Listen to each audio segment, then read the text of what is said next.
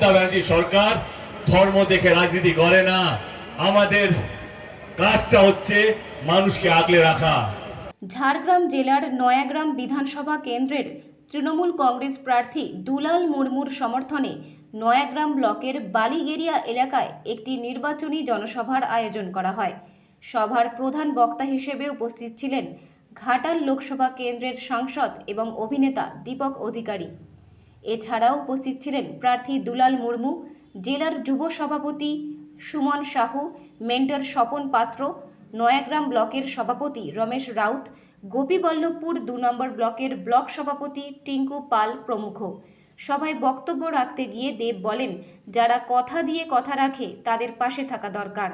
এদিন সভা থেকে দেব তৃণমূল কংগ্রেস প্রার্থী দুলাল মুর্মুকে জোড়া ফুল প্রতীকে ভোট দিয়ে জয়ী করার আবেদন জানান। কিন্তু মমতা ব্যানার্জি সরকার ধর্ম দেখে রাজনীতি করে না। আমাদের কাজটা হচ্ছে মানুষকে আগলে রাখা। আমাদের আসল ধর্ম হচ্ছে মানুষকে বাঁচিয়ে রাখা। আমাদের আসল ধর্ম হচ্ছে মানুষকে এক রাখা।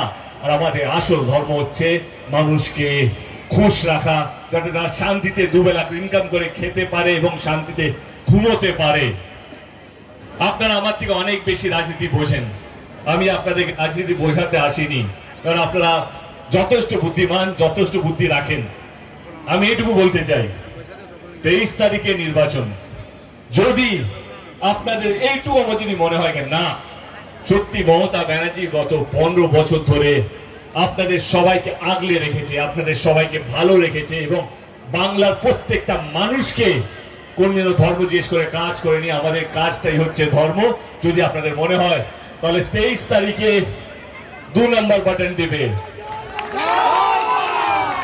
23 তারিখে যদি আপনাদের মনে হয় না আমাদের নেত্রী মমতা ব্যানার্জি এবং আমাদের দল তৃণমূল কংগ্রেস মানুষকে বাঁচিয়ে রাখার রাজনীতি করে, যদি আপনারা মনে করেন আমাদের দল মানুষকে ভালো রাখার রাজনীতি করে, সুস্থ রাখার রাজনীতি করে, তাহলে ইভিএম মেশিনে 2 নম্বর বাটন টিপে আমাদের প্রার্থী, আমাদের বন্ধু দুলাল বাবুকে বিপুল ভোটে 4র্থবারের জন্য জয়যুক্ত করবেন।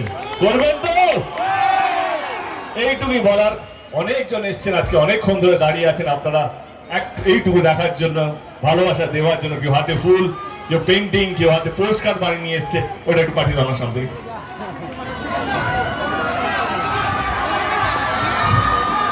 মন থেকে আপনাদের সকলকে ধন্যবাদ করছি, ধন্যবাদ জানাচ্ছি। নয়াগ্রামের প্রত্যেকটা মানুষ যেন ভালো থাকে, সুখে থাকে।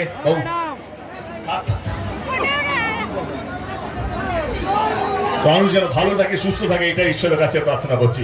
ভালো থাকবেন সবাই। Thank you so much. জেতার পর আবার আপনাদের এখানে 23 তারিখে নির্বাচন, তাই তো? আমি একটাই কথা বলবো, আমি আপনাদের গ্রামে এসেছি আপনাদের ভোট চাইবার জন্য নয়, আমি এসেছি আপনাদের আশীর্বাদ চাইবার জন্য, আমাদের প্রার্থী দুলালদার জন্য। আপনারা আছেন তো? উনিও 3 বার আগে জিতেছেন, এটা আমার 4র্থবার হবে। সঙ্গে আছেন তো? আশীর্বাদ করবেন তো? কারণ নির্বাচন আসে আর নির্বাচন যায়, যেটা সবচেয়ে বেশি দরকার সেটা হচ্ছে আপনাদের আশীর্বাদ, আপনাদের দোয়া, আপনাদের ভালোবাসা এবং আপনাদের বিশ্বাস। এই 4টে জিনিস যদি থাকে, যে কোনো নির্বাচন, যে কোনো দল, আমি কোনো দলকে ছোট করে নিজের দলকে বড় করতে পছন্দ করি না, কারণ আমার মনে হয় দল বড় হয় তার কাজের জন্য, দল বড় হয় তার কর্মীদের ব্যবহারের জন্য। 23 তারিখে নির্বাচন, যেটা আমি শুরুতে বললাম, আমি আপনাদেরকে জোর করবো না। আমার দল, আমার প্রার্থীকে ভোটটা দিতে হবে। একটু পিছনে চলে যেটা বলছিলাম, আমি জোর করবো না। আমার দল, আমার প্রার্থীকে ভোটটা দিতে হবে, কিন্তু নিশ্চয়ই এটা বলবো যে ভোট দেওয়ার আগে আপনাদেরকে ভাবতে হবে আপনারা কাকে ভোটটা দিচ্ছেন, কোন দলকে ভোটটা দিচ্ছেন, দল আগে আপনাদের জন্য কি কি করেছে। জনফল চলে আসি। আমার মনে হয় যেই সরকার কথা দিয়ে কথা রাখে সেই সরকারই হাত শক্ত করা উচিত, তারই জেতা উচিত। আমি একটু আগেই বললাম কি আমি কোনো দলকে ছোট করবো না, আমি আমার দলের কিছু কাজ আপনাদের সামনে রাখবো। তারপরে নয়াগ্রামের মানুষ, আপনারা যদি মনে করেন না আমার দল গত 15 বছর ধরে আপনাদের জন্য কাজ করতে পেরেছে, তবে কি আমার প্রার্থী দুলাল বাবুকে এবং দলকে সমর্থন করবেন। আমাদের দল 2011 থেকে আপনাদের ভালোবাসায় আপনাদের আশীর্বাদে সরকারে এসেছে। আমাদের দল অনেক কিছু কাজ করেছে গত 15 বছর ধরে। সবটা ঘোরাতে গেলে আর আমি ফ্লাইটে উঠতে পারবো না, মানে হেলিকপ্টার বাড়ি যেতে পারবো না সবটা বলতে গেলে। কিছু কথা আপনাদের সামনে ধরে রাখি, বেশি দূর যাবো না। 2021-এরই কথা বলছি। গত বিধানসভায় আমরা কথা দিয়েছিলাম যদি আবার আমরা ফিরে আসি তৃতীয়বারের জন্য, তাহলে প্রত্যেক কটা মহিলাকে আমরা 500 টাকা করে দেবো। এটা মমতা ব্যানার্জি কথা দিয়েছিলেন বাংলার মানুষকে, আপনারা বিশ্বাস করেছিলেন এবং প্রথমবার তৃণমূল কংগ্রেস 200-র বেশি আসন পেয়েছিল এবং জেতার 4 মাসের মধ্যে লক্ষ্মীর ভান্ডার প্রকল্পটা বাস্তবিক হয়েছিল। তখন বিরোধী বলেছিল যে না, এই লক্ষ্মীর ভান্ডার প্রকল্পটা সম্ভবই না, আর সম্ভব হলো এটা 1 মাস বা 1 বছরের বেশি চলবে না। সেই লক্ষ্মীর ভান্ডার আজকে 5 বছরের বেশি, যেটা শুরু হয়েছিল 500 টাকা, আজকে 1500 টাকাও বেশি প্রত্যেকটা মহিলাকে দেওয়া হচ্ছে। এবারে আপনারা বলুন কোন সরকারে জেতা উচিত? যে কথা দিয়ে কথা রাখে, না যে শুধু কথা নিয়ে ভোট নিয়ে পালিয়ে যায় তার? যে সরকার কথা দিয়ে কথা রাখে আমার মনে হয় তারই জেতা উচিত। মমতা ব্যানার্জি যে কথা দিয়েছিল আজ অব্দি সমস্ত কিছু রেখেছে। আমি গ্রামে এসে অনেক বাড়ি আছে যারা খুব বেশি টাকা নেই তাদের কাছে, মেয়েদেরকে স্কুলে পাঠানো হতো না একটা সময়, সেইখানে মমতা ব্যানার্জি কন্যাশ্রী মতন প্রকল্প নিয়ে এলো, যেখানে প্রত্যেক কটা বাচ্চা মেয়ে তারা স্কুলে যেতে পারে, তার পড়াশোনার অধিকারটা যেন পায়। এবং আপনারা জানলে খুশি হবেন, আমার দুঃখ পাবেন কি এরকম কন্যাশ্রীর মতন প্রকল্প শুধুমাত্র বাংলায় আছে, ভারতবর্ষে অন্য কোনো রাজ্যে নেই। একমাত্র মুখ্যমন্ত্রী মমতা ব্যানার্জি তিনি শুরু করেছিলেন বাংলায়। এবার আপনারা বলুন কার জেতা উচিত? যে মানুষকে আগলে রাখে বাঁচিয়ে রাখে তার, না যে ভোটের সময় আসে ভোট নিয়ে পালিয়ে যায় তার? মমতা ব্যানার্জি সেখানেও থামেনি। এই এত গরম, এখানে পায়ে হাঁটা তো দূরের কথা, মানে একটুখানি রোদে থাকাটাও কষ্টকর। সেখানে মমতা ব্যানার্জি দাঁড়িয়ে গেল, ছোট ছোট ছাত্র ছাত্রীদেরকে সবুজ সাথী প্রকল্পের মাধ্যমে সাইকেল দেওয়া হলো, যাতে পায়ে হেঁটে নয় এই গরমে সাইকেলে করে স্কুলে যেতে পারে। এই সবুজ সাথী প্রকল্প শুধুমাত্র বাংলায় আছে, এই প্রকল্প অন্য কোন রাজ্যে আমাদের দেশে নেই। তাহলে কার হাতটা শক্ত করবেন?